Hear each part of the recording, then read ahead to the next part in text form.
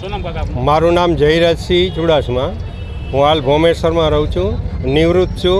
અને છેલ્લા લગભગ આ પુલ બન્યો ત્યારથી અમારા વિસ્તારમાં, અમારી શેરી બજારમાં જેવો અત્યારે આપ ટ્રાફિક જોઈ રહ્યા છો એવો ટ્રાફિક અમે અનુભવી લ્યો છે આ 3 વર્ષ સુધી. રાતને દિવસ, રાતે 2 વાગે હોર્ન વગાડ્યા, ભમ ભમ ભમ, એવું અમે સહન કર્યું. સારી વાત છે કે આ એક સુવિધાના ખાતર અમે પરેશાની ભોગવી લીધી, બરાબર.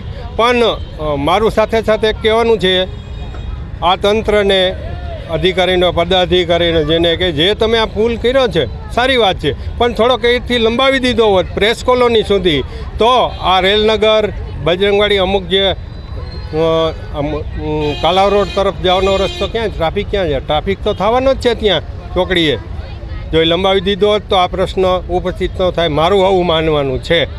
અત્યારે તમને કેવું લાગે છે કે ભૂમેશ્વરમાં ટ્રાફિક હળવો થઈ ગયો? અત્યારે ભૂમેશ્વરમાં તાકીને તો અમે શાંતિ અનુભવ છે. અમારા છોકરા રમી છે, બહાર નીકળી છે. અમારા જે મકાન છે ને બાજુમાં જ અમારો ઉમરો હોય ત્યાં વાહનને શું કરવું? ટ્રાફિક ક્યાં જાય?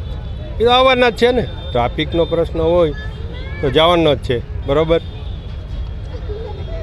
રેડી સારું છે, પણ અત્યારે થોડીક અંધાધૂંધી ટ્રાફિકની છે. આટલો બધો સ્ટાફ હોવા છતાંય ટ્રાફિકની આટલી અંધાધૂંધી એટલે થોડીક ઓલી કહેવાય. બાકી રાજકોટ માટે આ બ્રિજ બન્યો સરસ કહેવાય. ટ્રાફિકની સમસ્યા હલ થશે એનાથી, એવું મારું માનવું છે.